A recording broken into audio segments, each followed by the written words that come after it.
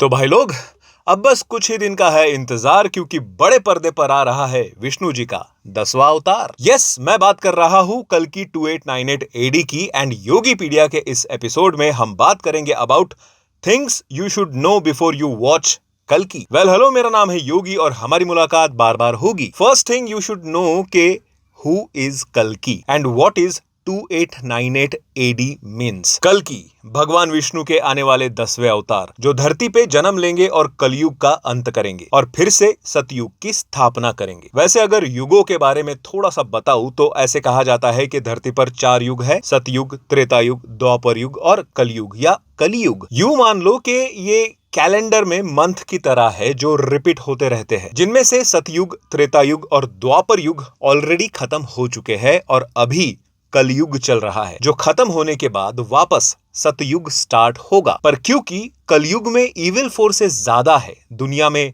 अच्छाई खत्म हो गई है, लोग अधर्म के रास्ते पे चल रहे हैं, इंसानियत खत्म हो गई है, और ये इसलिए हो रहा है क्योंकि एक इविल फोर्स ये सबसे करवा रही है, और वो इविल फोर्स है कली राक्षस। तो कली को खत्म करने और कलयुग का एंड करके सतयुग को फिर से वापस शुरू करने कल्कि अवतार आएगा। पुराणों के अनुसार कल्कि के फादर होंगे विष्णु यशस और मदर होगी सुमति। और ट्रेलर में आपने इसका रेफरेंस सम 80 नाम से तो देखा ही है, सुमति, सम 80, यू नो। ये तो हो गया कल्कि के बारे में, लेकिन ये 2898 एडी एक्चुअल में क्या है? तो पौराणों के अनुसार अगेन हर एक युग की एक एज होती है, एक उम्र होती है। वैसे तो 4,32,000 ईयर्स की है, तो उस हिसाब से कलयुग भी 4,32,000 साल का होना चाहिए। पर महाभारत के हिसाब से सारे युगों की एज टोटल 24,000 साल की है और हर एक युग 6,000 साल का होगा। तो महाभारत के अकॉर्डिंग जब भगवान श्री कृष्ण जी की डेथ हुई थी, वो डेट थी 18 फरवरी 3102 बीसी। अब ये बीसी यानी वो बीसी नहीं जो आप सोचते हो।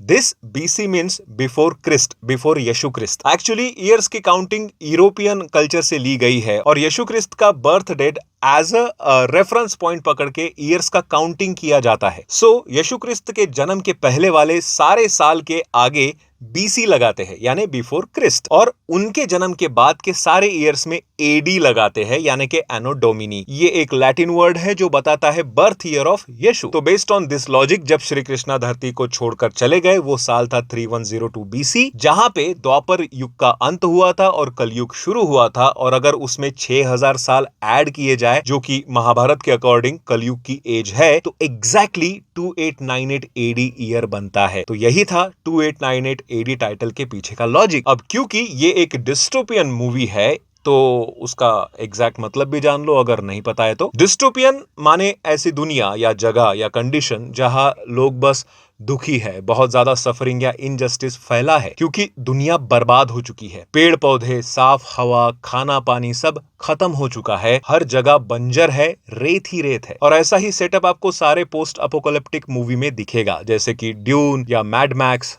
या इवन गणपत। नेक्स्ट थिंग जो आपको पता होनी चाहिए कि who is Ashwatthama. According to Mahabharata, Ashwatthama Dronacharya के बेटे थे। कहा जाता है कि द्रोणाचार्य ने भगवान शिव की सालों साल तपश्चर्या की कि उनको भगवान शिव जैसा बेटा हो। तो भगवान शिव के आशीर्वाद से अश्वत्थामा पैदा हुए एक डिवाइन मणि के साथ, जो उनके फोरहेड में थी, जो उनको भूख, प्यास, थकान, बुढ़ापा, कई बीमारियां, कोई भी हथियार या दैविक शक्तियों से प्रोटेक्ट करती थी। लेकिन उनका कलयुग में जिंदा रहना एक कर्ज था, श्राप था, जो उनको श्री कृष्णा ने महाभारत के युद्ध के वक्त दिया था। महाभारत की लड़ाई में वो कौरवों की तरफ से पांडवों के खिलाफ लड़े थे, और युद्ध में एक समय ऐसा आया जब अर्जुन एंड अश्वत्थामा दोनों ने एक दूसरे के खिलाफ ब्रह्मास्त्र चलाने की सोची। लेकिन दो ब्रह्मास्त्र अगर एक दूसरे से भिड़ गए तो पूरे सृष्टि का विनाश हो सकता है। इस बात को जब ऋषि व्यास ने दोनों को समझाया तो अर्जुन ने तो अपना ब्रह्मास्त्र वापस ले लिया, बट अश्वत्थामा को वो ट्रिक पता नहीं थी। तब उसने ब्रह्मास्त्र का रुख उत्तरा के गर्भ यानी अभिमन्यु की पत्नी के ओर मोड़ दिया। हालांकि कृष्णा सेव्स द अनबोर्न, लेकिन श्री कृष्ण ने गुस्से में अश्वत्थामा को श्राप देते हुए उनका मणि छीन लिया और कहा कि वो कलयुग के अंत तक जंगलों में भटकते रहेंगे। मणि के ना होने से उन्हें बहुत असहनीय दर्द भी रहेगा। ट्रेलर में जब हम देखते हैं कि वो एक अनबोर्न चाइल्ड को बचा रहे हैं, इट्स लाइक अ सर्कल पूरा हो रहा है। एक अनबोर्न चाइल्ड को मारने से एक अनबोर्न चाइल्ड को बचाने तक का सर्कल। साथ में आप ये भी देखोगे कि अश्वत्थामा नॉर्मल इंसानों से कद काठी में बहुत बड़े दिख रहे हैं और कहा यह भी जाता है कि कलयुग में सबसे शॉर्ट हाइट और कम ताकत वाले लोग रहते हैं। उसके पहले के युग में यानी कि द्वापर युग में इंसानों की हाइट और पावर ज्यादा थी और उसके पहले युग में और भी ज्यादा थी और उसके पहले में और भी ज्यादा थी, तो हम सबसे छोटे हैं। तो उस रेफरेंस की माने तो अश्वत्थामा का रिप्रेजेंटेशन करेक्ट है। Next thing you should know is about Chiranjeevi, जो कल्कि को मदद करेंगे कली का अंत करने में। पुराणों के अनुसार 7 चिरंजीवी है जो कलयुग के अंत तक जिंदा रहेंगे और कल्कि की मदद करके मोक्ष प्राप्त करेंगे, जिनमें से एक चिरंजीवी है अश्वत्थामा, जिनको ट्रेलर में दिखाया भी गया है। लेकिन 6 चिरंजीवी और भी है जो कलयुग में कल्कि की मदद करने वाले हैं। उनमें शामिल है श्री हनुमान जी, राजा बलि, विभीषण, महर्षि व्यास, कृपाचार्य और Parshuram. Next thing you should know is about Kali. हाँ भाई, कल्कि का तो सबको थोड़ा बहुत पता ही है, पर असली विलन कली का क्या? मूवी में भी कमल हसन सुप्रीम यास्किन बने हैं।